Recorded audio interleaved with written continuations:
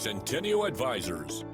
We use our cutting-edge technology and collaborative client-focused brokerage team to provide the highest level of professional service at all stages of our clients' investments. Our team has decades of experience in all types of markets, guiding clients through some of the most challenging times for investors.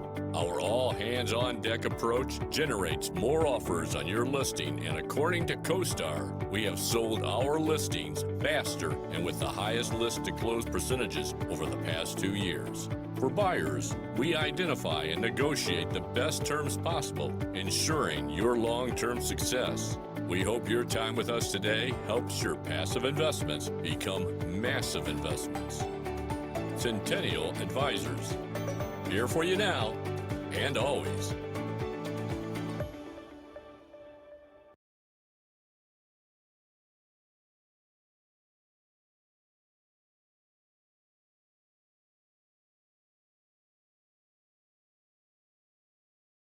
Good afternoon, everyone. I'm Justin White, Managing Partner of Centennial Advisers, and it's my pleasure to be joined as regularly by Jason Brooks of Buchalter. Jason, it's been a little bit of time. We've both been really busy, as I think we both started to see transactions and enthusiasm for real estate kind of pick back up. So it's good to get together today. Really what we're going to talk about is what people's options are. We've got a lot of investors now that rates have stabilized, starting to look and figure out, well, what should I do? Where should I do it? Probably in the last few years, more money has been moving out of California into either multifamily outside of California or to other product types. And we kind of thought it might be timely to just take that question, what should I be doing? Should I be keeping my money in California? And talking about what the options are and what the process would be for people who consider it. So thanks for joining me today. No, thanks for having me. I'm looking forward to it. I think we're excited about where the market's going. So, yeah, it seems like 2024 is going to be an exciting year for people that don't just wait to see rates fall back to 3 or 4%.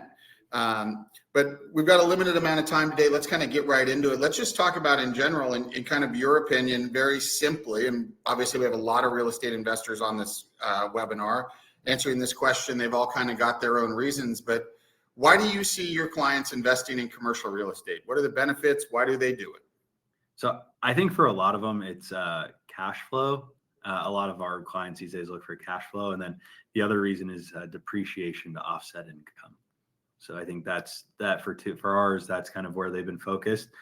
The depreciation is something that has seemed to be a little bit more popular the last few years, and at least I have remembered it previously. Maybe that's because we've done some more OZ deals than we did 5 years ago when it wasn't a thing. But the depreciation and the cash flow are really big for our clients right now. Yeah, and I thought maybe take a chance at that one too, just based on 25 years and talking to a lot of people. And I think over the course of my career, probably what I've realized is that people invest in real estate and end up having work to do, no matter what property type that is in the beginning, is to get something out of it. And I think really the only reason that the clients we have deal with all the downsides of owning is to make money. And I think what we try to do at Centennial, or what we look at and what we really encourage in everybody right now, is to make sure that you're making as much as you can in the most satisfying way possible. For some people, it's turning every screw, getting every penny they can out of it. For others, it's time, time is better spent with family. And we try to maximize the performance of each client's invested dollars. On this screen that we've got in front of us, we've got a graph that, at different times might be the ideal situation. But I think what some people forget, or what over time, a lot of our clients don't appreciate or recognize, is that there are 3 ways to make money with their real estate. And they should actively be doing really all 3 at any given time with their property. One is from the appreciation, and certain areas will always appreciate faster than others. Usually, if it appreciates faster, the cash flow might be a little bit smaller percentage. But there are states and there are investment vehicles where cash flow can be the prime driver. And then the one in white is one that some investors try to work away from, which is actually principal reduction and letting the tenants create additional equity just by paying paying down the mortgage. So, well, and just in the 25%, the principal reduction, some of our largest, most successful clients, when you sell something, you pay tax, right? Or you have to find a 1031. Well, if they can reduce the principal and then refinance the loan and pull money out in the refinance, that money pulled out comes out tax-free at the time. And then they can turn around and buy more property with it. So sometimes principal reduction is really about being able to refinance in a few years and pull that money out and put it into a new transaction to add more depreciation, more cash flow, and more doors or income to your portfolio. Yeah, absolutely. And I think that, the investors that we work with, that I think they impress us or blow us away with the portfolio they build is, they work kind of through 3 different stages over the course of their investment career. And what you're talking about, refining and pulling money out and acquiring more and doing all that stuff, is certainly part of one of the stages. Usually what we see is, that the early stage, which is the first, is when, people are investing their money into commercial real estate for future income. It's I'm buying it today for my retirement income in the future. Investors are typically working, don't live off the income, and they are buying what they can when they can do it. Usually reinvesting money every couple years in additional property. And usually we see that in a single product or in a very local geography. One of the things that I've seen that is sometimes disappointing is, I'll talk to somebody, or somebody's owned one building for 30 years. And in that same period of time, over that 30 years, there's been multiple people that bought one, got another, got a third, got a fourth, moved to a better area, or whatever it may be, and built a portfolio that was significantly bigger. That second step is really, when people start accumulating more and more property and building up equity. And, I think what we see is that in the middle stage, as somebody starts to build a sizable portfolio, again, inactivity is kind of the killer to creating that multi-generational wealth, because that mid-stage investor with a few properties, various stages of, debt to equity in the different deals, can position themselves for what would be the lifestyle move just down the road. Because the third phase is, as people have built up portfolios and created the wealth, is the capital preservation stage. And just as we talk about, some people get stuck on that one and done property. Sometimes our clients, they accumulate, and they never make that capital preservation move to make things a lot easier and make a lot more money. In fact, I would say with all of the people that are listening and own property, is that once you get to that point, where every 7 years or so, you really should be looking at what your equity is doing on your current asset, and can it do better, and does the level of work or the management intensity match up with where you want to be as an investor at that point in your life, and then in the next 10 years. So it's interesting too, Justin, because, some people are afraid of debt on real estate, right? And we talked about how people use it to grow and expand the portfolio. And so you said they buy one building, they end up owning it in all cash, and they're like, oh, I'm making X dollars a month. But people always tend to look at what and you give me a hard time about this, a return on their initial equity investment, not what is their return on their current amount of equity. And I think that's something that an advisor really helps with, right? Is what is your cash flow or return on the equity you have accumulated in the property? Not, most people get stuck on thinking about what they paid originally as a down payment or whatever it is. So. Well, and it's one of those things where it seems like, you could measure it on your initial investment, but the great part about certainly most of the clients we have that own in California is that their property is appreciated. And so they have the cash they put into the deal, but they have all the equity they've built up through appreciation, and that should be getting an equal, a sizable return as well.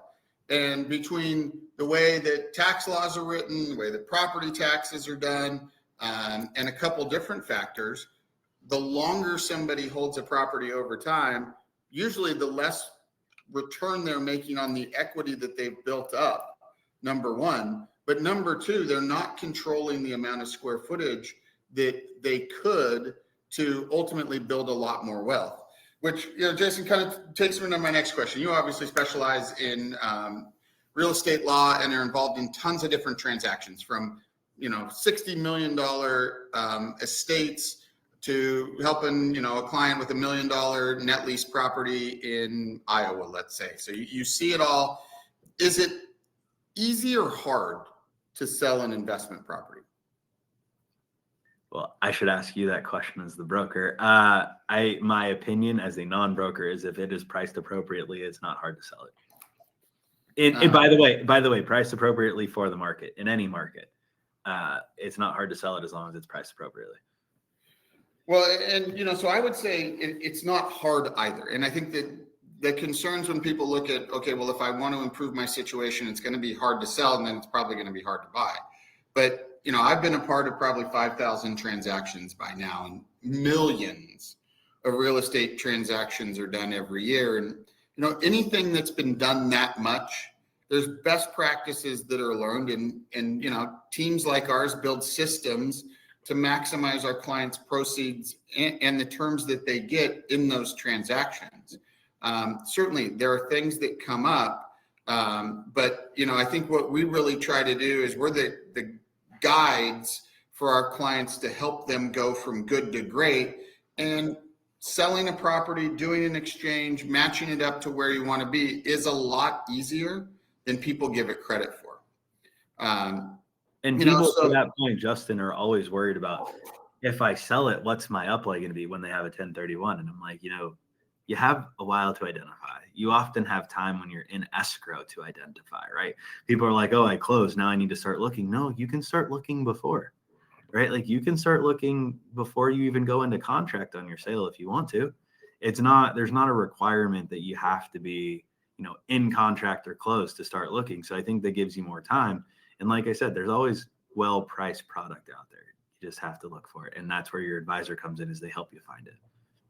So, and Jason, you mentioned it earlier, but in your opinion, we talked about the early stage investor. They buy a property, and unfortunately 30 years later, a lot of them, not that owning that one property has been bad, it's been good, but they missed out on a lot of opportunity, in my opinion. Your opinion, is commercial property something you should buy and never sell and just pass it down to your kids?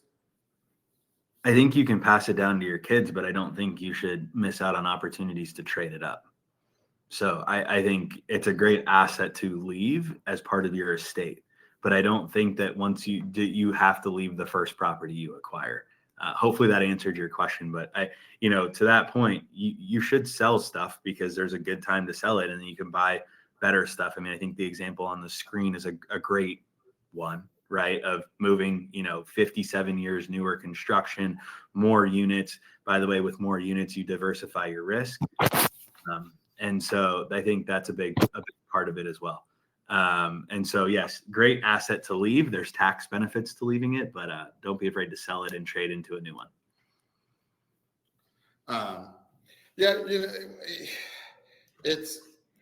It's funny because we hear a lot of people, oh, I'm never going to sell it. Or, I was told to, just go to a different one of the exchange. That one's perfect, actually.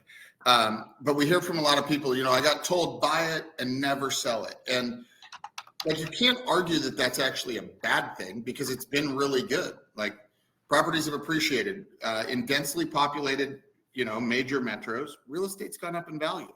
And it hasn't been certainly a bad move to buy it and hold it forever. But I do think that in 99% of situations, it's better to, as you said, always be analyzing your return on equity. A stat I think that most people don't know is that 91% of investors who have owned a property in California for 6+ years will make 25 to 100% more over the next 10 years if they did a 1031 exchange. The data on that is absolutely overwhelming. And when we run the typical analysis for people, they're always blown away. They don't always do something, but they're always blown away. And the more that I think about it, I think that in some ways, the more we looked at commercial real estate, similar to, the choice of our automobile over our lifetime, what is going to build more wealth for families and future generations. Like if you think about it, Jason, that first car you bought was probably, a little bit of an older model, might have had a couple dents, but it got you going places. Right. And then after landing your first good job, you probably upgraded to the newest model of that car. Maybe you got the stereo that popped out, right? You really went big and you got some nice rims on it. And then by the time you got another promotion, it was an even nicer car. Right. And more expensive, and probably a German car or an Italian car of some kind. And then as people build their career through the working years, they get better cars and more cars. And in my case, sometimes more cars than I ever thought I'd ever have. And then as you get into retirement over the course of your career, you try to find that car that's super reliable, maybe not as flashy as you had before, but something you can trust, that's going to perform when you need it and is going to last longer because you don't drive it as much. And oftentimes people buy that old dented car, and that's the one they stick with. And their life circumstances and their goals and objectives change, but the property still is that one they started with. Yep. And that's a great example. I will also say, for those people that say, I will never sell, that's not the right mentality, right? Even if you own what you perceive to be the best asset that there is, right? For the right price or for a good offer, there's probably an opportunity for you to make a better investment. I mean, I'll give you a perfect example. The Plaza Hotel in New York. Everybody's heard of the Plaza Hotel. It's in Home Alone. It's the place that it's right on Central Park. People want to stay there. It's beautiful at Christmas. And the Plaza Hotel, you think, oh, I bought that. That's my trophy asset. I'm never going to sell it. It sold 2 years ago. It's the third time it's changed hands in 25 years. Because for each one of those owners, there was a way to use the money better. Correct. And there was an opportunity. They bought it seeing an opportunity. They took advantage of whatever that opportunity was, saw some form of increase in value, and got an offer at that value. And to your point, saw a better way to utilize that money. There are very few holders of real estate that hold it forever because of the fact, like this one happened to be bought by the Qatar government. So like there's a chance that they just hold it as a continually cash flowing asset in a very rare situation. But I will tell you, if someone walked in and offered them $200 million today over what they paid, and I think they paid like $650, I'm pretty sure it would be sold in 30 days, no matter how trophy the asset is. Like for the right amount of money and increase, they're going to move it. So yeah, and it's like the exchange that we've got on the screen right now. In a weird way, and it was a older kind of C-class office building by the time the family sold it, that they built it. They'd owned it for 30 to 35 years, but it was getting older. It had very mom and pop tenants. They were going to have to spend a ton of money to upgrade it. And then even then, they weren't going to make as much money as they could if they reinvested it. And so after, probably some soul searching and some discussion amongst the family, they ended up trading a Fullerton, California, 50 to maybe at the time 60-year-old office building, and got a brand new construction property in Texas that is state income tax free, probably some other benefits as well, but brand new building that made somebody a lot of money. Jason, in a transaction like this where somebody does a 1031 exchange and buys another one out of state, or just maybe even buys one in state, what are the tax implications if you sell a property and want to buy another? So if you do a 1031 exchange, it's called the 1031 tax deferred exchange, and you pay no tax on the sale, assuming you buy a property that meets certain criteria. Those criteria are pretty simple. That if your sale has $500,000 in debt and $500,000 in equity, your purchase just has to have $500,000 in debt and $500,000 in equity. You can put in more debt, you can put in more equity, but as long as those numbers line up, you don't pay any tax. So you don't pay any capital gains tax. You kind of roll the tax down the road. And you carry, the only thing is to keep in mind is you carry your original basis with you. So that property sold for $1 million. If your taxable basis is $250K, just because you bought a newer building for $1 million, your taxable basis at someday, if there's ever a capital gain, will be off of that $250K. But now might be a good time too, Justin, to talk about, is it good to leave to your kids? Because your children will get a step up in the basis at some point when you pass away, and they're holding the property. Their basis will go from 250 up to whatever the value is at that time.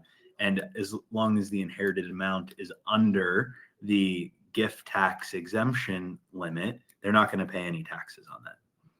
Yeah, and we hear that a lot, right, Jason? Like somebody's bought a property and I'm just going to give it to my kids because they don't know what they can do in a 1031 exchange, and they're nervous and scared about, what are the implications. I think the easiest kind of analogy for everybody is kind of a stock example. That, if you bought NVIDIA in 2019 and, it's obviously going through the roof, but you got to the point in your life where you're like, hey, look, I don't want the volatility. I want things to be easier. I've made a killing. I'm going to sell all my NVIDIA. And with all the money I sell from my NVIDIA stock, I'm going to buy Whirlpool and 3M. And if you did that on the stocks and you put all your money back in that you got from the sale, you'd pay no taxes. The 1031 exchange allows you to do that just with your real estate. And so to Jason's point, you can give your equity to the kids. You don't have to just give the old sticks and bricks to the kids, but you can give the equity in a better property, maybe one that's less management intensive for you over the course of your retirement years, and still get the objective of giving it to your kids without all the tax implications. Yeah. So Justin, go ahead. No, I was going to say my favorite thing in those situations that you just described is we have families that we work with that have built up a nice little real estate portfolio, right? And parents maybe built the units or they bought the units 20 years ago. They've actively managed the building and rehabbed the units and really kept up the rents. And like, that's what they do. That's how they spend their time. Well, one kid's a doctor, your other kid's an engineer, and your, third kid works at a technology company, and they don't have the time, energy, or capacity to manage these properties. But you want to leave them real estate because you realize wealth and cash flow come from real estate. So that's another great example where you could 1031 those more management intensive properties that you've been working on it for a while and transition it into a less work, more passive property that would be nice to leave to the kids so that they still get all the benefits of owning the real estate, but at the same time, don't have as much of the management headache. That we see a lot of that now too. Jason, great segue to really what's on the screen right now. The building on the bottom, family had owned for 30 years. And they put all the proceeds from that sale into this Arby's fast food restaurant that you can see on the top. And what did they get out of it? In addition to getting more cash flow, they also got no management. And it was a couple that had spent a lot of time at the property. They were very hands-on.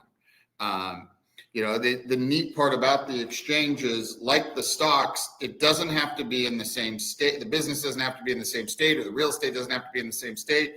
And like the stocks, the real estate doesn't have to be the same type of real estate. All it needs to do is be an investment property of any kind. And the cool part is the IRS gives you 6 months to complete the swap, which, if I'm not mistaken, is a lot longer than they give you to do the stock trade if you're going to go from something like NVIDIA to Whirlpool or 3M. We talked about the positives, Jason, but everybody who hasn't done one or has maybe only done one 1031 exchange references somebody else they know that had a bad experience. My question for you is, what are the common themes of the bad experience, and how can somebody avoid the bad 1031 exchange experience? You already, gave maybe a tease of this earlier when you were talking about when you start looking, but what are some of the things that you see as common traits from those bad experiences that people previously heard about or experienced versus, the thousands of successful ones we've been a part of, or the millions of successful ones that investors have been doing over the last 50 years? Yeah, Justin, I think the biggest issue all comes down to identifying the property you want to buy. And there's parts to that response, but from the day you close your sale, which is referred to as your down leg, you have 45 days to identify the property you want to buy. You have 6 months inclusive of those 45 days to actually close on the sale. The people that run into the bad experiences either struggle to find and identify properties, which in my opinion means they're far too picky, or they're not looking hard enough, or they're not looking soon enough. Like they think 3 days before the 45 days, they're going to start looking and find something. And the second part is, and I think the part where we see these problems more, is they don't make sure that they have control. And what I mean by that, a signed purchase contract for the property of their choosing or their preference in that 45-day period. I think it's really important to make sure that you have that property under control in some sorts, because if you don't, and you identify the properties that you get to identify, and all of a sudden they all get sold somewhere else, there's not a lot of options for you to change that.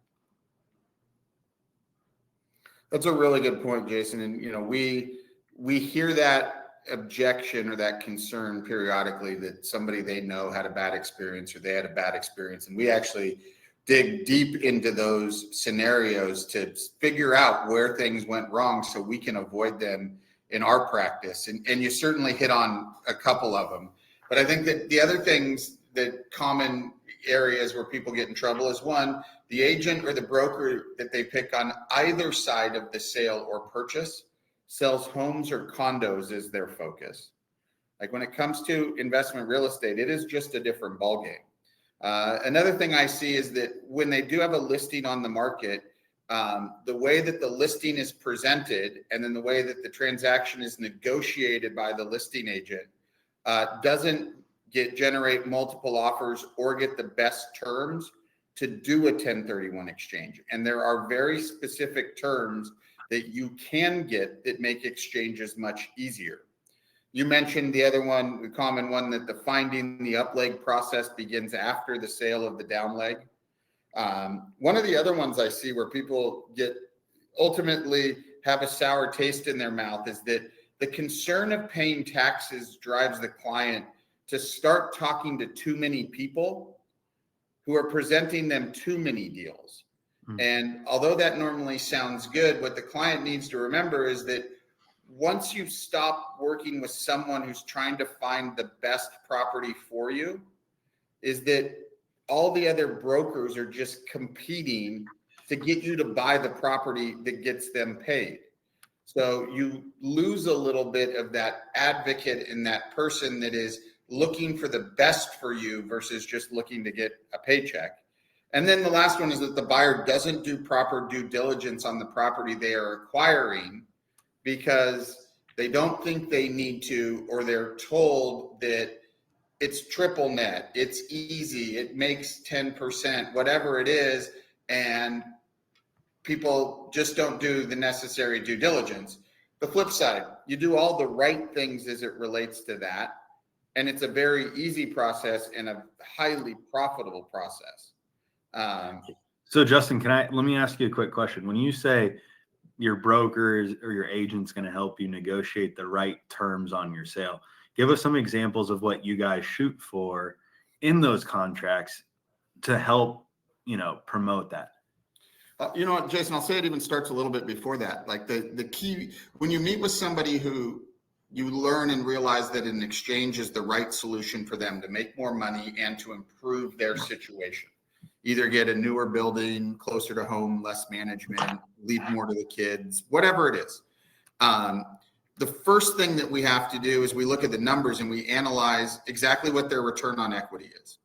And then if we know that they can do better, it's how we offer the listing and what price we put on it to begin with, and what terms we offer to the brokerage community and buyers to generate a lot of offers. because when we generate a lot of offers is when you can start to dictate terms.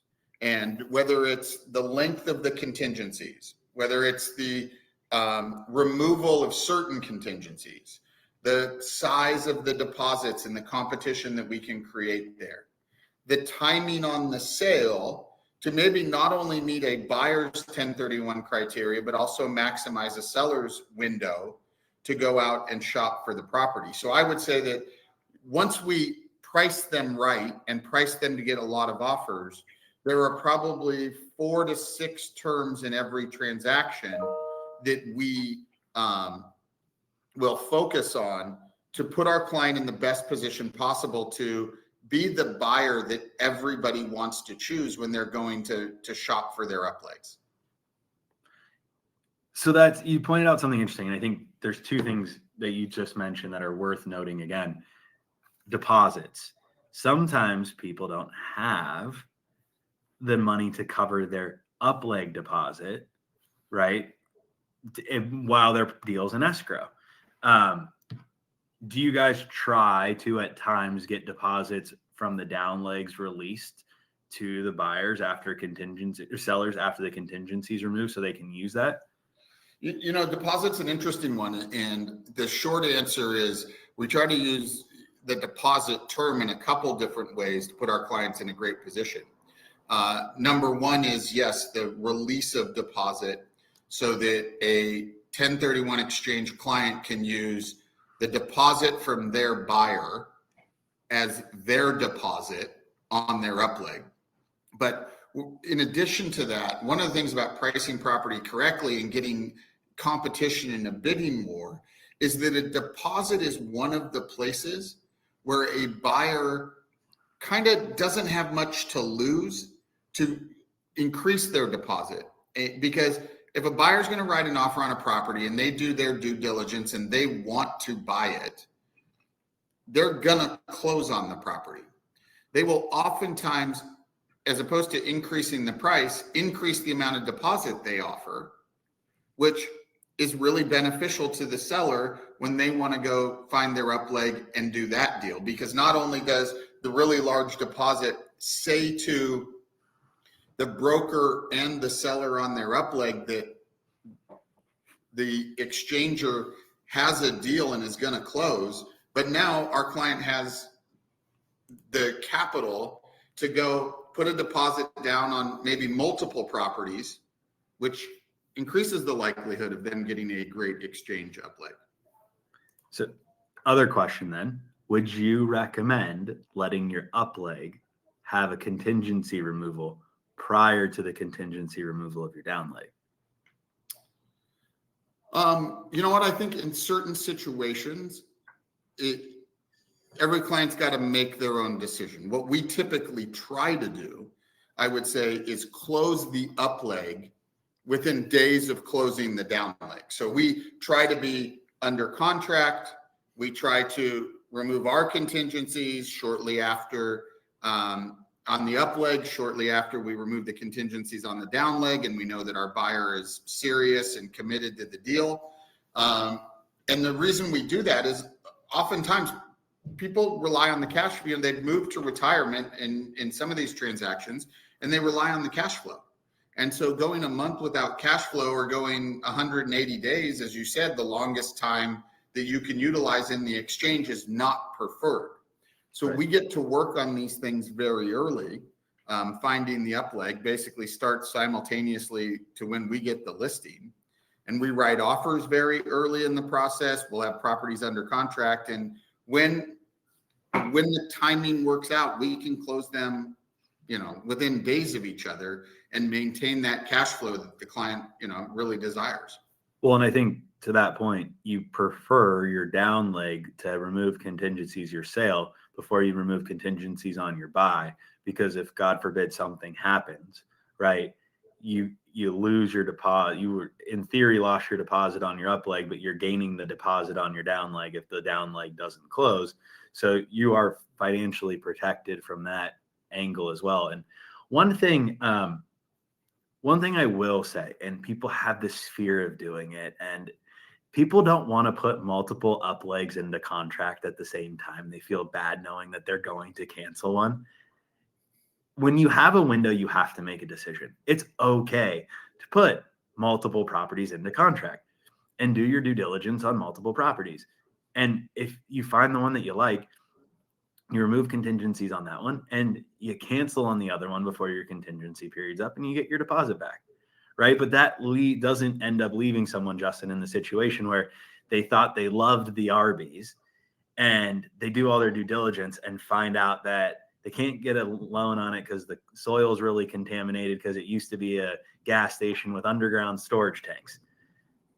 Okay, well, we found that out, but now can we find a new property in time and identify one that we like? Well, it's okay. If you have two in contract, you just go to the other one. And sure, maybe you end up paying a double dip on due diligence costs, but you don't, if we're talking about avoiding the headache situations that we've heard of, that's another way to avoid the headache situation. Certainly. And I think the biggest one is have plenty of time, is start the looking early, get yourself in a position where you are the best buyer out there early in your escrow of the property you are selling. Then you can use all the escrow time to go shopping, and you have additional time after that you can do really proper and thorough due diligence. You don't have your back up against the wall and have to take something. It's like the biggest reason, I don't like the buying the property first is that it puts a lot of undue pressure on the client when they go to sell their property.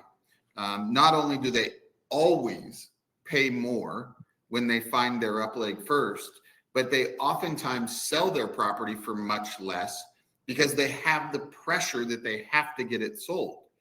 If you take your property to market and sell it, you get to sell it on your terms and your timing, and you get to maximize the proceeds. Then you're the best buyer in the market because you're in an exchange and there's certainty of performance. And we can use that certainty of performance and a buyer's cash on your down leg to get you to the front of the line on the best deals. So not only are you making the most on your building, you're not under duress, and you're getting the pick of the litter of properties that are out there. I think with the right strategy from your advisor, you're set up for a lot of long-term success, right? You're set up to avoid. I think the point is those headaches can be avoided with the proper amount of planning, right? And that's the experience of your advisor helping you through that process so that you don't get those situations. Out of the 1,000 headaches we've heard of, right? 997 of them were avoidable, right? There's always going to be those 3 random things where, the building you're going to buy caught on fire and burned down, or there was an earthquake and it got really damaged. And now you're outside of your identification period and you couldn't control the insurance. Like that is going to happen. But I think most of the headaches are avoidable. All right, Justin, why would you still buy apartments in California today? Well, you know what? So we'll talk about that in a second. And actually, let's go to the slides. We got a couple that will just talk about different, different places across the country, different rankings. We've got some multifamily rankings and where it's great to be a landlord. We'll show you those. Certainly, Jason, I think that if your question to a Californian, lifelong Californian, even when it says, that's not even red as much as it's like burgundy. But the reasons why I think you still invest in California and why it makes sense for some people is that it's California. And to borrow the Jimmy Buffett line, the weather is beautiful. The weather is here. I wish you were beautiful.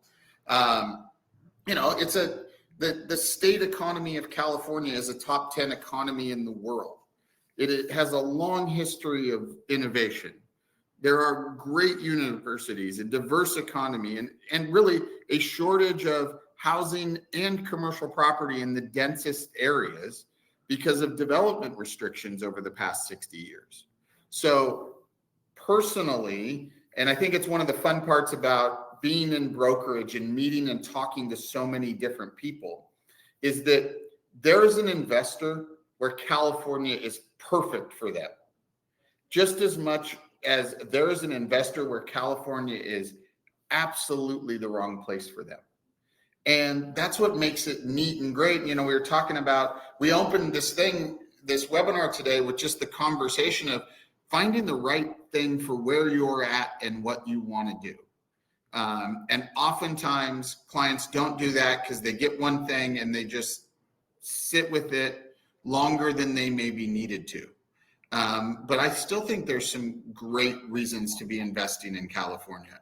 Are the numbers exactly the same as they were? No. And we might get to that by the end of this conversation, a little bit about how the numbers have changed for a mom and pop apartment owner, or changed for a long time owner of commercial property, whether it's retail or industrial or an office in in California.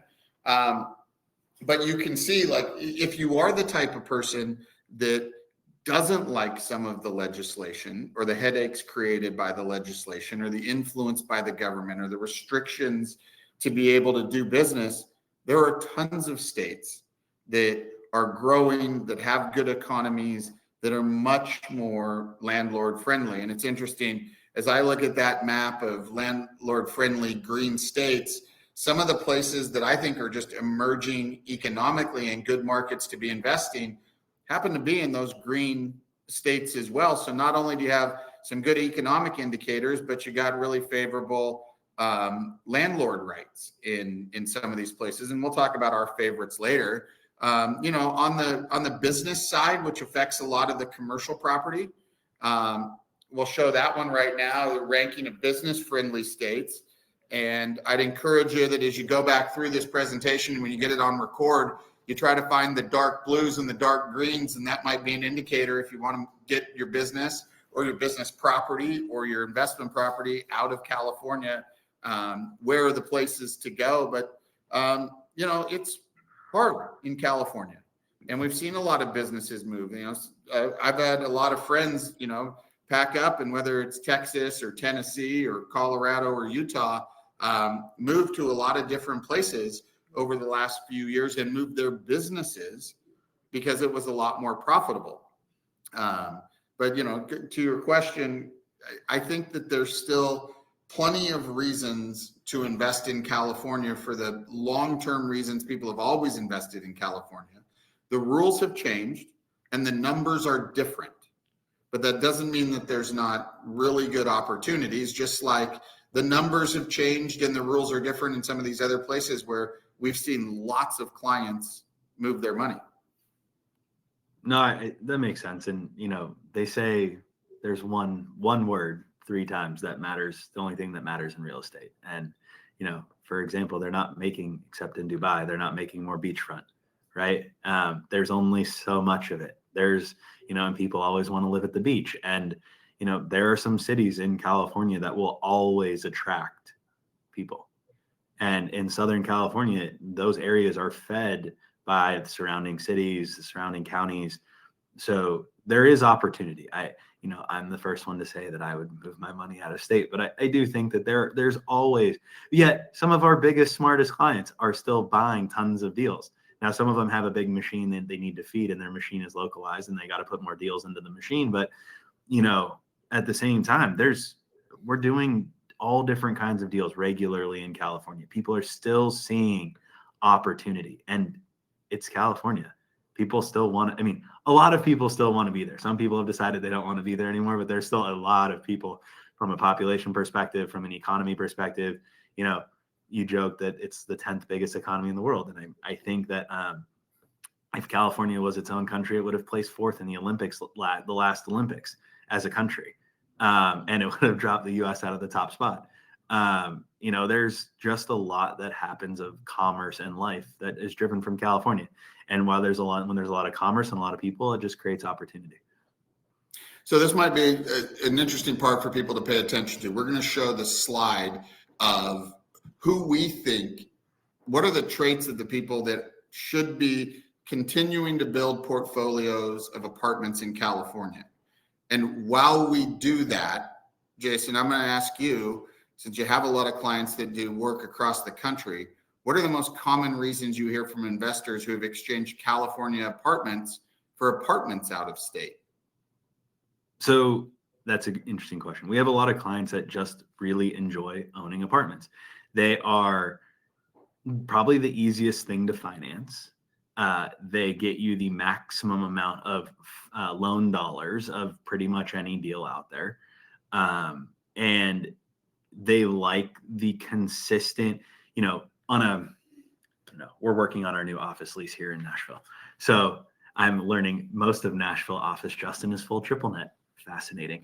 All the new buildings are, but then, we have, full service gross, we have all different kinds of financial metrics we're learning about, but in all of those leases, right, you're looking at 3% annual increases or an increase every 5 years. Apartments are kind of the one thing that you get to raise your rent every year. Like, you get the opportunity to increase your income more than 3% on a year-over-year basis. That's why people, you have the ability to. I'm not saying that the market's going to bear it, but like in your other leases, your commercial leases, it's often fixed 3% a year, 2% a year, 5% every 10 years, 10% every 5 years. It's something that's already predetermined, where there's more upside on the apartments. And if you happen to buy in a expanding, growing, booming market, you might see the 10, 12, 14% growth people were seeing in California for a long period of time in areas that didn't have rent restrictions. So what we've got on the screen here, I'm going to talk a little bit about these because so many people that will join us on this webinar and watch it later are long-term multifamily owners in California. And as we go through this list, if you own California apartments, you want to be somebody who seeks tenant turnover. Most of our long-term clients don't want to seek tenant turnover. They've wanted their tenants in there for as long as possible. It was a partnership between the owner and the tenant to make things easy on both. And the owner might have kept the rents low and the tenant did a little work and made things easy. Now, a successful multifamily owner is seeking tenant turnover. And the main reason they're seeking tenant turnover is that with AB 1482, with rent control in different cities, the ability to increase rent when tenants leave is the way that you stay at or near market rent.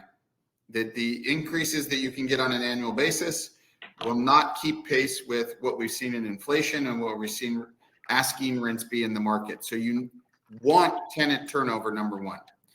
If you own California apartments, you want to own in Newport Beach, Huntington Beach, Alhambra, Central Valley, the areas that are perhaps, some of the nicest, strongest, most conservative neighborhoods in the state, where the legislation will be as favorable to you as possible. 99% of our owners don't own in those places. In fact, I was listening to people on our team this last week talking to owners about their old RSO buildings in LA, and all kinds of people. I'm not doing anything. I'm sitting tight. I'm keeping what I got, and it's like an old rent control building in a C location is not the best building to own anymore. Here's the next one that I think sometimes shocks people, because the first 15 years of my career, 90% of multifamily owners said they wanted 2 and 3 bedroom units in buildings under 50 units. So mom and pop owners wanted 2 and 3 bedroom units because they wanted the stability and they didn't want vacancy. To maximize California apartments today, you want a portfolio of studios and 1 bedrooms, because studios and 1 bedrooms go to number 1, which is there's more tenant turnover. People move in together, people have children, they move to 2s and 3 bedrooms and houses, and there's more tenant turnover in studios and 1 bedrooms. And you need tenant turnover and the ability to quickly get those units back on market to maximize returns and return on your investment. You've got to be dedicated 100% of your time to actively managing the properties, keeping tenants, following the rules, posting notices when people don't. Again, actively working the income stream to be able to get tenant turnover when you need it. I talked about having competent people to turn the units quickly, because if you're having more tenant turnover, you need to have a crew and you need to get a unit turned in a week not in 2 months because you're doing it yourself. And then you've got to enjoy staying up to date on state and local laws. And I think that if you take a long-term apartment owner and ask them how many of those things apply today, if it's 1 out of 6, I'd be surprised. Most of the owners we talk to, that's not their mindset.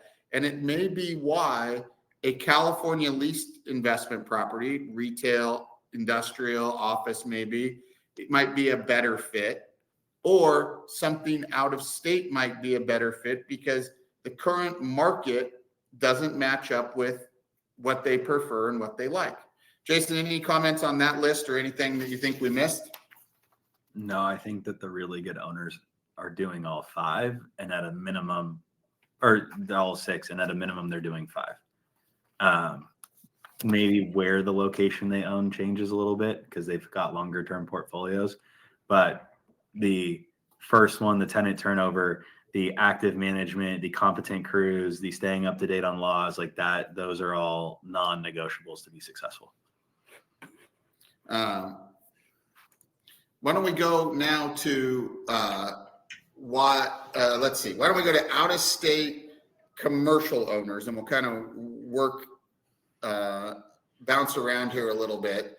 But what we did here on this one is put together some of the traits and some of the things. If you like this stuff, out-of-state commercial property might be for you. Jason, we've done a lot of work together on exchanges throughout the country, working with multifamily people, getting into leased investment, taking California leased investment owners out of state, doing a lot of opportunity zone stuff. Talk a little bit about the feedback you get from those clients when they've owned a year or 2 out of state, and then maybe talk about what you think are the best practices if you're going to consider out of state, things you've got to do to get the right investment, basically have very high security, but also get all the benefits and things that you're looking for. What are some of the best practices? Sure. So I think, when you're going out of state, and there's kind of 2 different types of deals. One is, let's just say, a net lease deal where you have minimal amounts of work.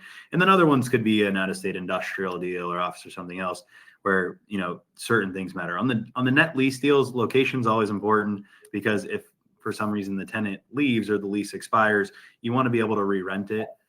You want a good location, but really on those deals, the most important thing is the quality of the tenant, right? It is the credit of the tenant. Starbucks opens a store. They decide after 2 years they want to shut it down, but they've got a 20-year lease. You're still going to get paid, right? Like, the money's there. You're still going to get paid. That income that you're relying on stays. When you start looking at things outside of net lease, location's important, but you want to look at, the submarkets. While I say location on triple nets is important, you can have a great triple net we looked at one deal, Justin. It was, I want to say, a Starbucks that was kind of in the middle of nowhere in Missouri, but if you looked at where it was in a Walmart anchored shopping center next to 2 fast casual drive-through restaurant concepts. It was 20 miles from a college town, and it was the Walmart that serviced the college town. And then it was 25 miles from the next major metro. And it was the Walmart, though, for that major metro. Walmart chose to put it in the center. So when I say the location, that mattered, not the location of it was kind of in the middle of nowhere, but more the location that was in between these 2 places, anchored by Walmart, a place people drove to, a place people were going to stop and get coffee after or before their shopping. That was the location that mattered. When it comes to some of the other commercial retail or commercial items that is it a city? Is it a booming economy? Is there a military base nearby? What's driving the reason for the tenants to be there? What's driving their business? And those kind of things. So the location matters in a very different way on those. So I think that's the biggest thing, is understanding the market that you're going into. If you do choose to move out of state, it'll change the taxes on that revenue. You're probably going to end up getting a higher return. Somebody's going to pay a lot more for a Starbucks in Beverly Hills, and they're going to pay for a Starbucks in the middle of Missouri. It's kind of funny at times because it's the same guarantor on the lease. but you're getting what, Justin, 250 basis points, like 2.5% greater return on your money with the same tenant. So those are the kind of things that I would pay attention to when you go out of state. So look at the changing laws, look at how the market's moved recently, and go from there. Yeah, it's certainly been, a lot of our clients like it. And, they obviously have questions. They've been very comfortable with the ability to drive it. And we'll put up the slide right now about California leased investment, because I think the ability to drive it is something that people always kind of like and feel comforted by. But we had a client recently who took some more labor intensive multifamily assets, and Jason was talking about, quote unquote, buying a deal in the middle of nowhere. I mean, so many people that are joining us today have driven the 99 just out of Bakersfield and have remembered driving through a little town of Delano.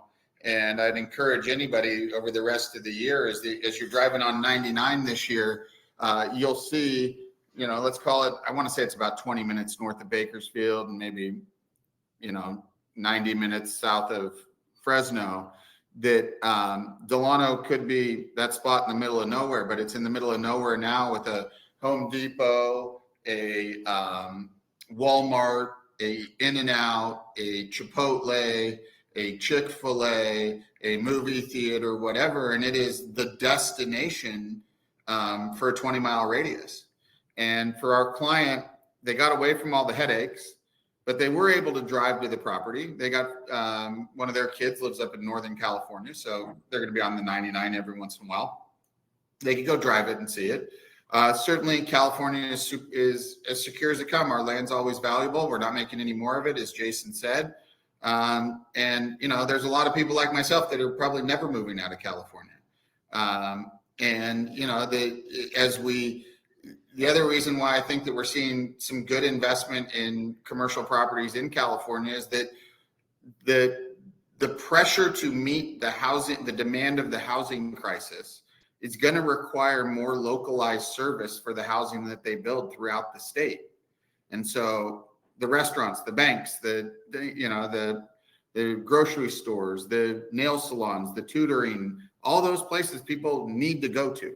Can't just get it done, over the computer. And so if you are an owner that you're not moving out of state, you do want way more passive income. You want to be able to drive it. You're still comfortable with that, but you want to get away from some of the tough legislation. Leased investment, whether it's, office buildings, industrial product, the Chipotle that we did in Delano, or a shopping center, whatever it may be. As Jason said, on a location basis, there's plenty of great opportunities. Well, and just to summarize that, places like Chipotle, places like Starbucks, they have teams of people, crews, whose whole job is to analyze markets and find the right place to put their next facilities based on the metrics that they've opened thousands of successful stores with, right? So, not only is it us saying this is why it's a good opportunity because of all the things around it, but clearly a very large company with a team of people that this is their whole job determined that this was the right place for them. So there's additional levels of stability in that, understanding. Absolutely. I think that's one of the greatest parts about net leased acquisitions, especially when it's a brand, whether it's corporate or franchised, is not only that they have site selection committees, but these brands also have people traveling the country, making sure that the stores are maintained at a certain level that matches the brand and the image as it relates to cleanliness and service and all those things. So it's kind of, the owner and the brand are both monitoring the property to make sure that it's well kept and an attractive building in the community. Jason, it's interesting. Like we talk to a lot of people. We have, in addition to, our clients that we introduce you to because of your expertise when it comes to reviewing leases and understanding the aspects of commercial that maybe an apartment owner has never experienced before. I've got to imagine that a lot of those people, when they get a chance, kind of ask you, well, I've never owned a fast food building before, or I've never owned an industrial building before. what are the things that I don't know? What should I be worried about? Is there something that they really need to be, let's call it, worried about if they're going to make a transition from one product to the next? I mean, on net lease buildings, the definition of net lease, triple net, is a little different from market to market. So just understanding if there are any landlord responsibilities. Sometimes there are a few. What are they? How old is the building? Does any of the stuff? Sometimes, people, roof repair is the tenant responsibility, but roof replacement might be the landlord responsibility. So if it's a building with some vintage on it, how old is the roof? Just knowing some of those things might be important. Same if you're doing a different kind of commercial deal, just what your responsibilities are as a landlord, right? Is the property, what are your responsibilities to maintain, common areas, anything like that. But outside of that, no, it's just like owning any other real estate. But when you own residential apartments, like, you still have responsibilities as the landlord too. You just are used to knowing what those are. So, having a lawyer, someone that you trust, review the lease and walk through, these are what your responsibilities are. So you go into it with eyes wide open. But no, there's not a huge difference. Maybe just your responsibilities change from time to time. Awesome. Great comments. As we wrap this up today, what areas outside of California are you excited about for investment? That's an interesting question. Well, I moved to Tennessee, so I like Tennessee a lot. I think it's a good opportunity. I think Texas is a good opportunity, although the primary market, let's say, of Dallas might have been flooded, and Austin as well, but there's probably some good opportunities in suburbs. Not by water, you mean by investors, right? Correct, by investors and by capital, but probably some opportunities more in like the Fort Worth and Arlington area, maybe San Antonio. Florida, I think there's a lot of great opportunities in Florida, but maybe not as much in Miami, and more in Jacksonville and Tampa and Orlando and some secondary markets in Florida that are growing as well. You just hear a lot about Miami. And I think some other states too, you look for population growth. The Carolinas have done well. Colorado is just very friendly. Alabama's a very friendly landlord state, very, very friendly.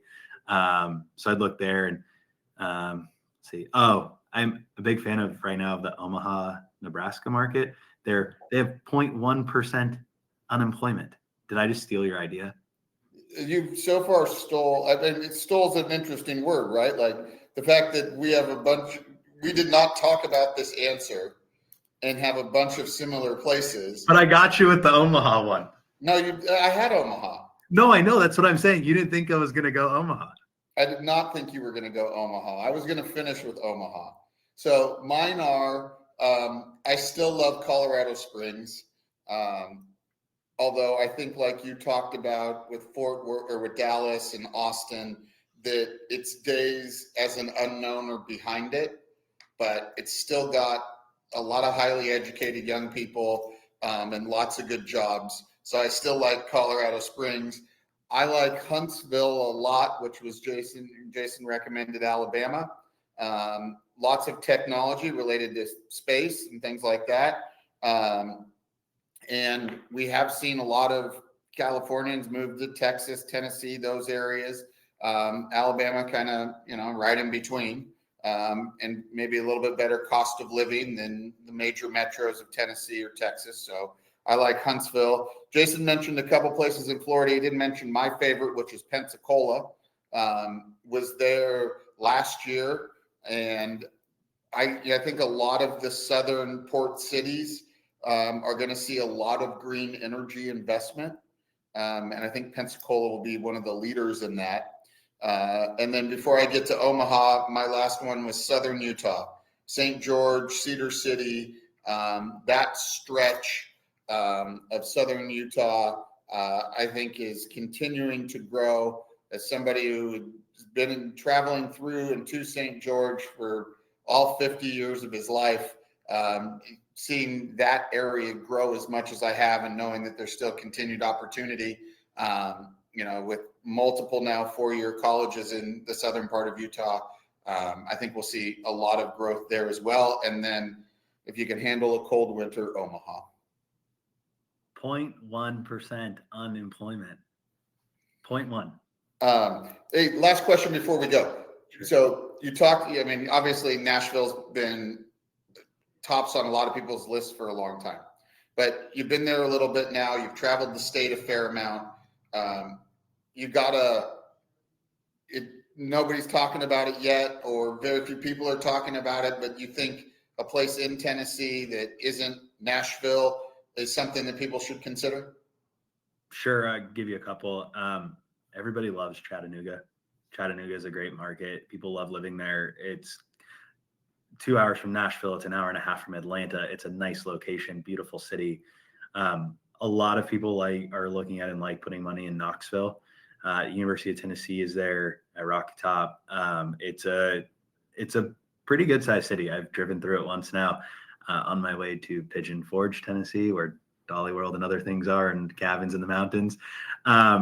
The only other place I'd say to look is the outskirts counties of Nashville. So the city called Murfreesboro. It's where Middle Tennessee State's located. College, but great area, nice, a lot of new shopping centers and stuff. And then the county that's very popular south of Nashville is called Williamson. Williamson passed a bunch of restrictions to keep it from turning into Irvine.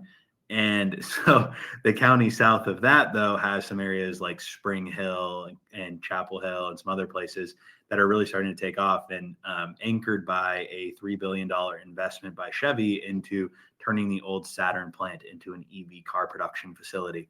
So it's very small unknown, but not really unknown. Like the cities are starting to take off, but there's a lot of opportunities to go from more mom and pop stuff to more, nice commercialized opportunities. So awesome. Great way to finish. Thanks for being a part of this today. Thanks for always giving our clients your comments and insight. Hopefully we've opened some people's eyes that they might have more opportunities to get better returns and exactly what they want. If you have questions for Jason Brooks of Buchalter or myself, please reach out to us. We're happy to help you out, share our insight with you, and help you make the best decisions possible. Thank you. Thanks, everybody.